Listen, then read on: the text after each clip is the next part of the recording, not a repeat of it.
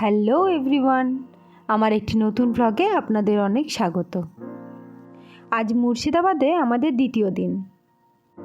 সকাল সকাল রেডি হয়ে বেরিয়ে পড়লাম ইতিহাসের আরও একটি পাতা উল্টে দেখব বলে।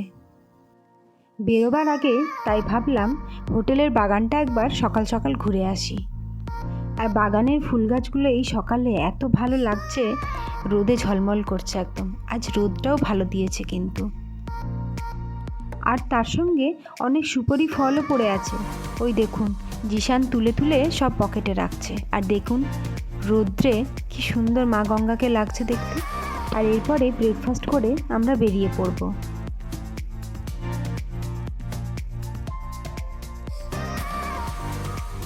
এখন বাজে প্রায় 9টা।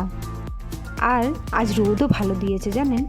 দেখুন মাঠঘাট পুরো সবুজ দেখাচ্ছে, কি ভালো লাগছে দুপাশ দেখতে। তাই খেয়াঘাটে এখন পৌঁছে গেছি আমরা। খেয়াঘাটে টিকিট কেটে এখন আমরা নৌকায় উঠে পড়ব। এই নৌকাগুলিতে মোটর লাগানো আছে আর সাইজেও অনেক বড়। দেখুন কেমন টোটো চেপে গেছে ওর ওপরে, জানেন তো। দেখে বেশ অবাক লাগছে। বাইক টোটো সবই চেপে যাচ্ছে। আর এই পার থেকে ওই পার দিব্যি চলে যাচ্ছে।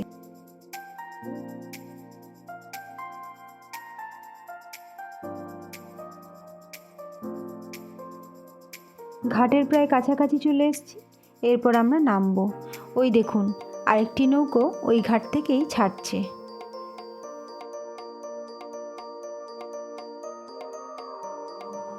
আমাদের ভাড়া করা টোটোটিও আমাদের সঙ্গে নৌকায় চেপে এসেছে, জানেন তো। বেশ মজার তাই না? আর এখন কলা গাছের বাগান, সবুজ মাঠ, ধান ক্ষেত, সর্ষে ক্ষেত দেখতে দেখতে এগিয়ে চললাম আমরা। আজকে প্রথম দেখার জায়গা সুজাউদ্দিন খাঁর সমাধি। এইসব ঐতিহাসিক জায়গায় গাইড ছাড়া বোঝাই যায় না কিছু, তাই আমরা এখানেও গাইড নিয়ে নিয়েছি।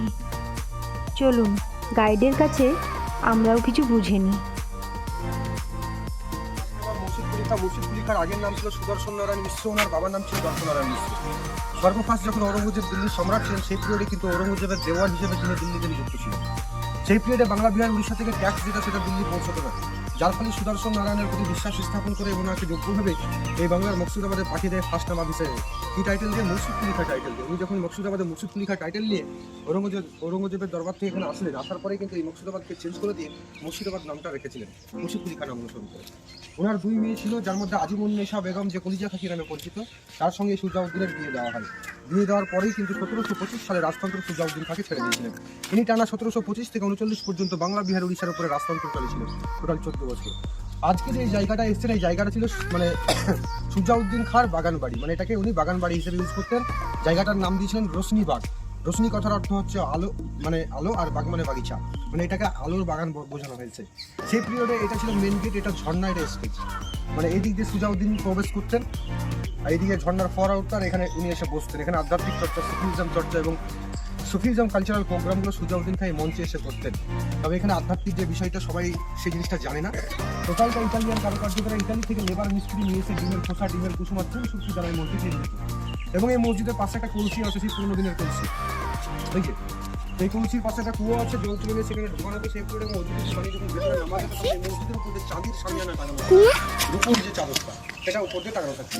এবং এই মসজিদে একটা বিশেষ তাৎপর্যময় জিনিস সুজাউদ্দিন খাঁ রেখে গেছিলেন, সেটা হচ্ছে ইরিডিয়াম যুক্ত একটা মেটাল, যার ফলে কি হতো, এখানে মাইক বক্স সাউন্ড সিস্টেম লাগালে সাউন্ডটাকে ধরে নিত, ক্যাচ করে, মানে বাসকে দিত অটোমেটিকলি। তো সেই জিনিসটা এখন নেই, খুলে নিয়ে চলে গেছে অলরেডি। এবং এই মসজিদের পাশাপাশি এখানে একটি মন্দিরও আছে।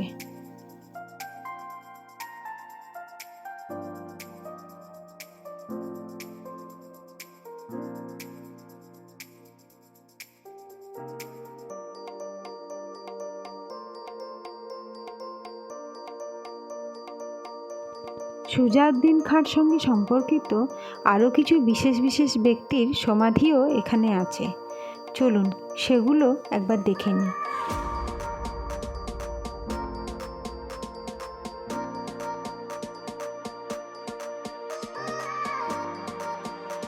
এখান থেকে এবার যাওয়া যাক, চলুন। কেমন টেস্ট আছে ডাক্তার?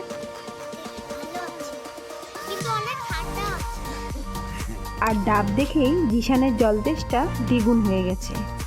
ডাব খেয়ে মন শান্তি করে এবারে বেরিয়ে পড়লাম দ্বিতীয় জায়গা দেখব বলে।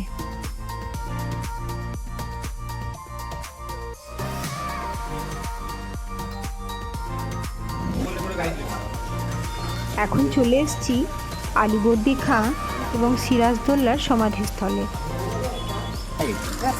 সেদিন ঘসিটি বেগমের মাসি ট্যাটাস মতিঝিল ভোক্তা বানাতো ঝিনুকের ভিতর থেকে। পরের সমাধি হচ্ছে নবাব সিরাজদৌল্লার মায়ের কবর আমিনা বেগম। আপনাদেরকে ভিতরে বলবো, তবে এখানে 3টে সমাধি দেখছেন। ইনারা জাফরের ঘরে বন্দি করে রাখা হয় মারার জন্য।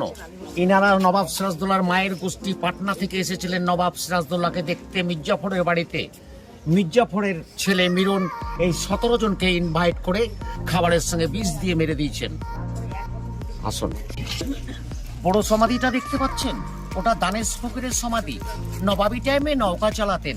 ওনাকে বলেছিলেন মিরন যে নবাব সিরাজদৌল্লাকে ধরিয়ে দাও, 1001 টাকা দিচ্ছি। নবাব ঢাকা চলে যাচ্ছিলেন, যেতে পারেননি, জুতো দেখে ধরে নিয়েছিলেন। এই দানেশ ফকির নবাবকে ধরে দিয়েছে 1001 টাকার বিনিময়ে। ওনার ওয়াইফ আর ছেলে। নবাব সিরাজদৌল্লার ওয়াইফ লুৎফা বেগমের বডিগার্ড আব্দুল গোলাম হোসেন নবাব মরে যাওয়ার পর নবাব ওয়াইফের কাছে থাকতেন।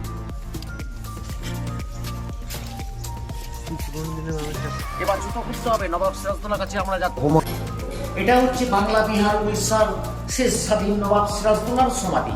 নবাবের কবর এটা, নবাবের পাতানো ভাই মির্জা মেহেদি। তারা কি একসঙ্গে মারা গেছিলেন? পরে নবাব সিরাজদৌল্লার ওয়াইফ লুৎফা বেগম, হিন্দুর মেয়ে মাধবী নাম। ইনি গান বাজনা করে নবাবকে পার্সোনাল কথা বলতেন। এই মাধবীকে নবাব বিয়ে করে নাম হয়েছে আলেয়া। এই সমাধিটা হচ্ছে নবাব সিরাজদৌল্লার মেয়ের সমাধি উম্মতি জোহরা। ইনাকেও ছাড়েনি মিরন, লুৎফার কোল থেকে কেড়ে ভাগরতী নদীতে চুবড়িয়ে মারা হয়েছে। আলীবর্দী খাঁ, নবাব সিরাজদৌল্লার দাদু আলীবর্দী খাঁ, ইনারই নামে খুশবু বাগান। নবাবী টাইমে 108 রকমের গোলাপের চাষ করতেন আলীবর্দী খাঁ। আলীবর্দী খান নাতি মমিনা বেগমের ছেলে সফাজ্জন পুরুলিয়ার নবাব ছিলেন। ইনার ওয়াইফ মতি বেগম। আলীবর্দী খাঁ তৈরি করেছে 1740-এ। এটা দিল্লি জামা মসজিদের স্টাইলে। মিডিলে চৌবাচ্চা, এখানে জল থাকতেন অজু করার জন্য। নবাবরা অজু করে নামাজ পড়তেন নবাবী টাইমে। গভর্নমেন্ট সরকার টেক আপ করার পর কোনো নামাজ হয় না। আপনাদের তো আগেই বললাম গাইড ছাড়া সব জায়গায় বোঝা যায় না, তাই এখানেও আমরা গাইড নিয়ে নিয়েছিলাম। আর সব থেকে মজার ব্যাপার কি বলুন তো, এখানে যিনি গাইড ছিলেন আমাদের, উনি এত সুন্দর বোঝাচ্ছিলেন যে আমরা সবাই ইমপ্রেস।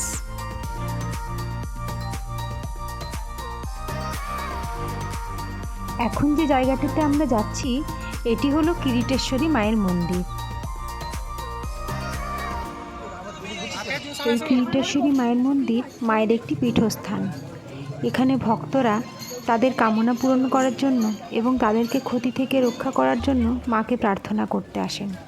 চলুন মন্দিরে ভেতরে যাই। সকাল সকাল তো আমরা ব্রেকফাস্ট করেই বেরিয়েছি, তাই মন্দিরে আজ পুজো দেওয়া আর হবে না। আমরা শুধু মাকে দর্শন করেই বেরিয়ে পড়ব। চলুন মন্দির চত্বরটি আপনাদের একটু ঘুরে দেখাই। মন্দির ঢুকতেই দেখুন কত ধরনের দোকানপাট। মায়ের মূর্তি, মায়ের ছবি, পুজো সামগ্রী, ছোটোখাটো খেলনার দোকান, খাবারেরও দোকান কিছু বসেছে। আর সেই সব খাবারের দোকান দেখে আমাদের এবারে জিভে জল আসছে, কারণ ব্রেকফাস্ট তো অনেকক্ষণ আগে করে বেরিয়েছি। আর জিশান আবার আখের রস দেখে আখের রস খাবে বলে জেদ ধরেছে।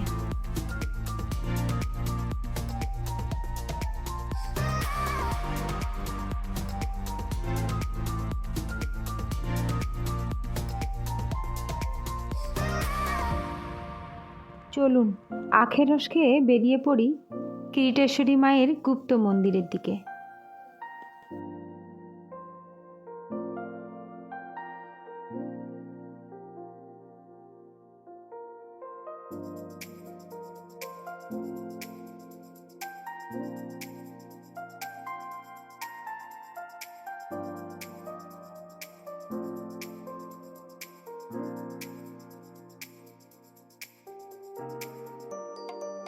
মন্দিরের পেছন দিকে আসতেই দেখুন একটা কি সুন্দর বড় পুকুর রয়েছে, আর তাতে কত হাঁস চড়ে বেড়াচ্ছে।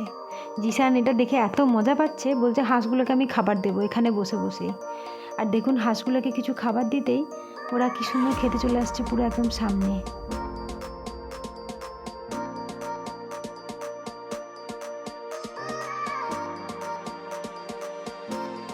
এবার পরের জায়গা দেখার পালে।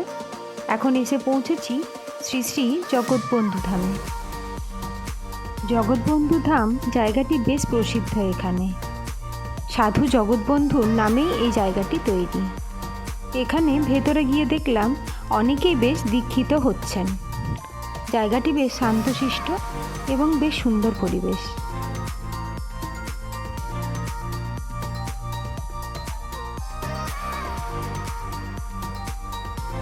এখানে প্রণাম সেরে আর বেশ কিছুক্ষণ বসে আবার বেরিয়ে পড়লাম। কোথায় বলুন তো? খেয়াঘাটের উদ্দেশ্যে। আবার নৌকো করে আমাদের ওই পারে যেতে হবে।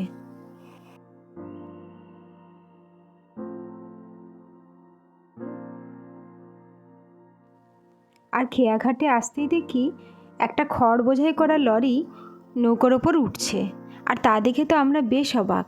এই ভারী গাড়ি আর ওই ঢালুর মধ্যে দেখুন কি সুন্দর দড়ি বেঁধে নামাচ্ছে। আর ওই দেখুন নৌকার মধ্যে উঠে গেল, দিব্যি উঠে গেল, কোনো অসুবিধা হয়নি। কিন্তু আমরা একটু ভয় পাচ্ছিলাম। আর গাড়িটি ওঠার পরে আমরা উঠেছি জানেন তো, নয়তো বেশ ভয় ভয় লাগছিল। নৌকা ছেড়ে দিয়েছে, এরপর চললাম আবার ওই পারে।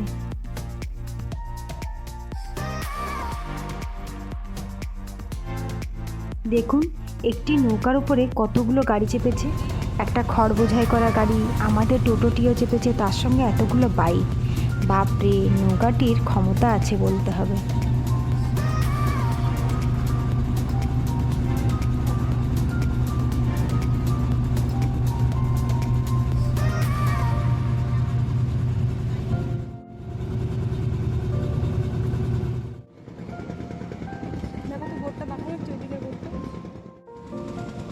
ঘাটের কাছে পৌঁছে গেছি প্রায়। চলুন নেমে পড়ি। এখন বাজে প্রায় দুপুর 2টো। আর খাবার জন্য পেটেতে ডাক পড়েই গেছে। তাই এখন চলে এসেছি খাবার হোটেলে। এটি একটি হিন্দু হোটেল, ঢাকা আদর্শ হিন্দু হোটেল। আর ভিড় দেখলে আপনারা বুঝতেই পারবেন হোটেলটি কীরকম ফেমাস। মাছ ভাতে পেট ভরলাম, আর সত্যি খাবার খুব সুস্বাদু ছিল। খেয়ে দিয়ে বেরিয়ে পড়লাম আজকের প্রধান আকর্ষণ দেখব বলে, হাজারদুয়ারি। আর দেখুন রাস্তায় কত টাঙা দাঁড়িয়ে, প্রায় 20 থেকে 25খানা টাঙা পরপর দাঁড়িয়ে। টাঙায় চড়তে কি মন চাইছিল কি আর বলবো, কিন্তু দেখে ভয়ও লাগছিল। ঘোড়াগুলি যদি সামনের পা উঠিয়ে দেয়, ব্যাস একদম সোজা নিচে। আর সামনে তো ছোটোখাটো বাজার রয়েছে, আর বাজার দেখলেই জিসান সেখানে দাঁড়িয়ে পড়ছে। আর বাচ্চাদের বায়নাগুলো একটু পাশে রেখে আমরা এগিয়ে চললাম হাজারদুয়ারির দিকে। আর ওই দেখুন এটি হলো টিকিট কাউন্টার। এখানে মাথাপিছু 25 টাকা করে টিকিট কেটে আমরা ভেতরে ঢুকে পড়লাম। হাজারদুয়ারি মেন প্যালেসটিতে ঢোকার আগেই বেশ চারিদিকে সবুজ ঘাসে ঢাকা গ্রাউন্ড রয়েছে। আর জিসান আর ওর দিদি সেখানেই খেলতে ছুটেছে। ওই দেখুন খেলা শুরু করে দিয়েছে, আর আমরা ওদের পিছু পিছু চলে গেছি। হাজারদুয়ারি প্যালেসটি প্রায় 1900 শতাব্দীতে তৈরি হয়েছিল। আর হাজারদুয়ারি কথাটির থেকে আপনারা তো বুঝতেই পারছেন, হাজারটি দুয়ার, যার অর্থ দাঁড়ায়। তবে প্যালেসটিতে প্রায় 900টি দরজা রয়েছে। 1900 শতাব্দীতে বাংলা, বিহার ও উড়িষ্যার নবাব ছিলেন নাজিম হুমায়ুন শাহ। তার জন্যই তৈরি হয়েছে এই প্রাসাদটি। তবে বর্তমানে এটি একটি জাদুঘর হিসেবে দেখানো হয়েছে। এর ভেতরে নানা ধরনের স্মৃতিচিহ্ন রয়েছে, যেমন সেকেলের নবাবদের চিত্র, অস্ত্রশস্ত্র, তারপর যেসব জিনিস তারা ব্যবহার করতেন সেসব জিনিসও রয়েছে। খাট, আলমারি, নানা ধরনের ড্রেসিং টেবিল, ডাইনিং টেবিল ইত্যাদি। এখন যে সাদা বিল্ডিংটি দেখছেন এটি হলো ইমামবাড়া। এটিও নবাব নাজিম আলী খানের সময়ে 1900 শতাব্দীতে তৈরি হয়েছিল। এই কামানটি দেখছেন, এই কামানটির নাম দেওয়া হয়েছে বাচ্চা বালি তোপ। কেন এমন নাম দেওয়া হয়েছে বলুন তো? কামানটি সাইজে বেশ ছোট্ট, তাই। বেলা প্রায় গড়িয়ে এলো, আর এই চত্বরটি দেখুন, এতটাই ভিড় যে মনে হচ্ছে যেন মেলা পড়েছে। তবে আপনাদেরকে এই মিউজিয়ামের ভেতরটি দেখাতে পারলাম না, এখানে ভেতরে ফটোগ্রাফি অ্যালাউ নেই। চলুন তাহলে বেরিয়ে পড়ি আরও একটি জায়গা দেখব বলে। বিকেল প্রায় গড়িয়ে এলো, তাই পেটে একটু চা না পড়লে যেন এনার্জি পাচ্ছি না। চা খেয়ে আজকে শেষ দেখার জায়গা মতিঝিলের পথে এগিয়ে চললাম।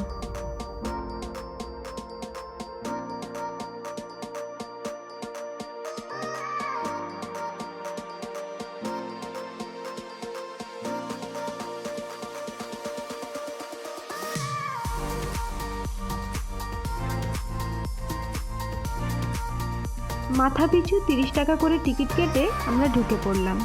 তবে এখানে আরও অনেক কিছুর ব্যবস্থা রয়েছে, ডুয়েট সাইকেলিং, বোটিং, আরও অনেক কিছুর সুবিধা রয়েছে। ভেতরে ঢুকেই দেখি দুদিকে ঝিলে ঘেরা বেশ অনেক বড় একটা পার্ক। আর ছুটির দিন বলে আজ সেরকম পার্কে ভিড়।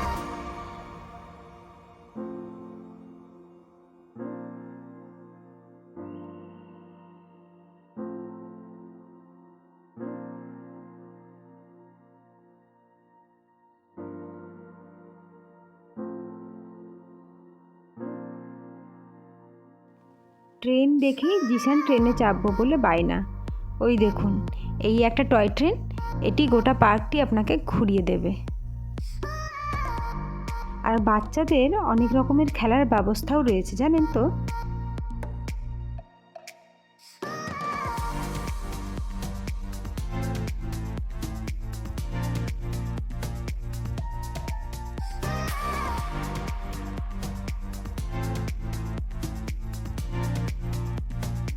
ভিডিওটি ভালো লেগে থাকলে লাইক, শেয়ার অ্যান্ড সাবস্ক্রাইব করতে ভুলবেন না কিন্তু। আর যারা দেখছেন কিন্তু এখনও সাবস্ক্রাইব করেননি, প্লিজ সাবস্ক্রাইব করে দিন।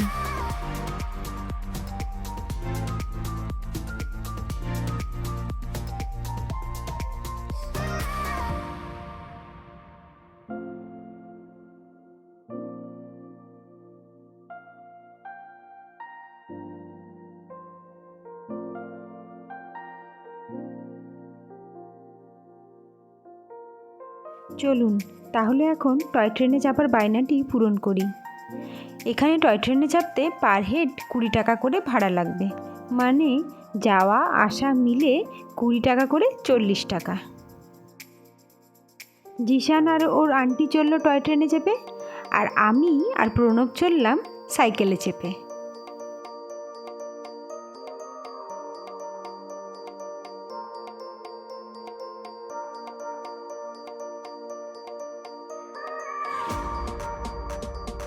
ডুয়েট সাইকেলিং করার জন্য এখানে 50 টাকা করে 30 মিনিটের জন্য সাইকেল ভাড়া দেওয়া হয়, আর সেখান থেকেই আমরা একটি সাইকেল নিয়ে নিয়েছি।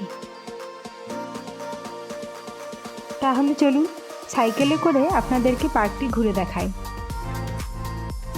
তবে পার্কটি পুরো এক পাক ঘুরতে 30 মিনিটের প্রায় অনেক বেশি সময় লেগে গেছে, তাই অজ্ঞতা আরও 50 টাকা দিতে হলো চার্জ।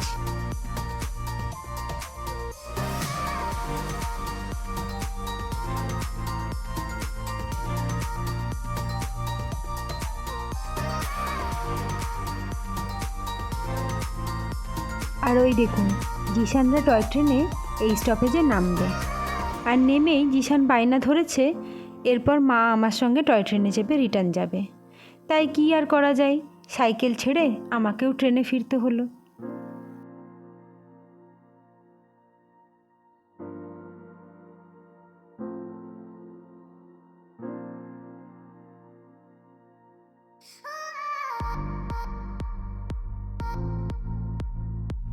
তার পার্কটি ঘুরতে ঘুরতে সন্ধে প্রায় হয়ে এলো। এরপর পেটে আবার টান ধরেছে। তাহলে চলুন বিকেলের খাবারের খোঁজ করা যাক এবার। আর খাবারের খোঁজ করতেই দেখি পার্কের ভেতরেই একটি ফুড কোর্ট রয়েছে, বেশ ভালো, নানা ধরনের দোকানপাট রয়েছে। এগরোল থেকে শুরু করে চাউমিন, মোমো, পিৎজা অনেক কিছুই পাওয়া যাচ্ছে। আর নানা ধরনের খাবার দেখতে দেখতে আমরাও অর্ডার করে ফেললাম। পিৎজা, মোমো, চাউমিন, আর সঙ্গে চা না হলে মানায় না।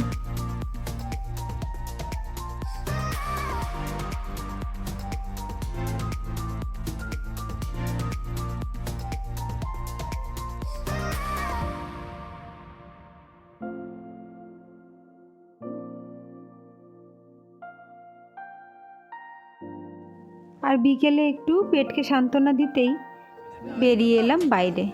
আর বাইরে আসতেই দেখি বেশ সুন্দর বাইরে একটি বাজার রয়েছে, অনেক ধরনের দোকানপাট রয়েছে। আর বললাম তো, দোকানপাট দেখলে জিসান সেখানে দাঁড়িয়ে পড়ছে। আর দোকানপাট দেখলে আমাদেরও একটু কেনাকাটি করতে মন চাই বলুন। তাই আমরাও একটু ঘুরে দেখলাম দোকানগুলো। আর জিসান সেখান থেকে খেলনা কিনেই ফেললো। এখন বাজে প্রায় সন্ধ্যে 7টার মতো। আর আমরাও রওনা দিলাম হোটেলের পথে। আর সারাদিন যা হাঁটাহাঁটি আর ছোটাছুটি করেছে, জিসান তো টোটোতে চেপেই ঘুমিয়ে পড়েছে। ওই দেখুন, বাবার কোলে ঘুমিয়ে পড়েছে। তাহলে ব্লগটি আজ এখানেই শেষ করছি। আপনাদের সঙ্গে দেখা হচ্ছে আবার একটি নতুন ভিডিওতে। আর ভিডিওটি কেমন লাগলো কমেন্টে অবশ্যই জানাবেন।